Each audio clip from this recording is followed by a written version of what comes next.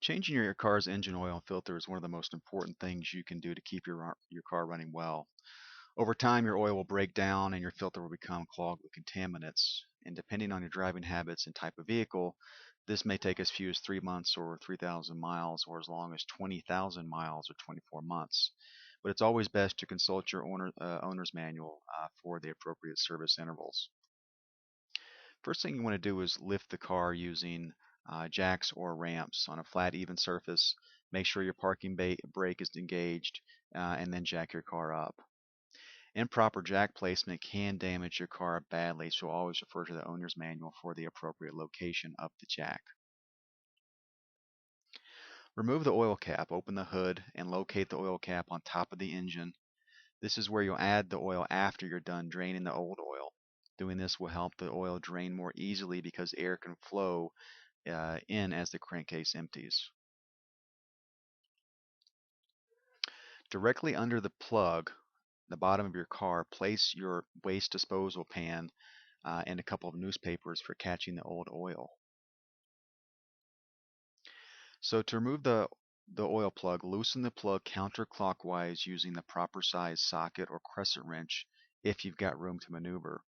You should also remove and replace the circular paper or felt drain plug gasket if applicable. It will take several minutes for all of the old oil to drain out of the car. When the oil has ceased running out of the crankcase, replace the plug. Hand tighten to make sure you're not cross-threading the oil plug when you screw it back in, and tighten the rest of the way with your wrench. Next, you'll need to locate the filter assembly. Filters are not put in a standard position, so they can be on the front, back, or side of engines depending on the model. Look at the replacement filter you purchased to have some idea of what to look for. Typically, they're white, blue, or black cylinders about 4 to 6 inches long and 3 inches wide, like a soup can.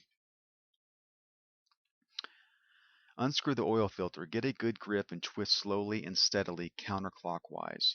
The plastic coating and grease in the engine compartment often makes the filter somewhat slippery, but it shouldn't be more than hand tight. Use a rag or mechanic's glove with a grip to help. A filter wrench can be used, and basically it's a rubber belt to grip the filter with. To prepare the new filter, dip the tip of your finger in the new replacement oil and smear it on the gasket ring of the new filter. This will lubricate the gasket and create a good seal for the new filter and ensure that you'll be able to get it off the next time you take it off. Carefully screw on the new lubricated filter, being careful not to cross the threads. The filter will generally say how tight to tighten it, so look to the specifications on the box for more specific instructions. In general, you'll tighten the filter until the gasket touches, then a quarter turn more. Add the new oil to the car at the fill hole. The amount you need is in the owner's manual, usually listed under capacities. Replace the fill cap. Check around for any loose tools that you may have left around and close the hood. At this point, you're finished. Some things to keep an eye out for when you're running your car for the first few minutes. Check to make sure your oil light does not come on. If it does appear, this is an indication that you may not have put enough oil in the crankcase.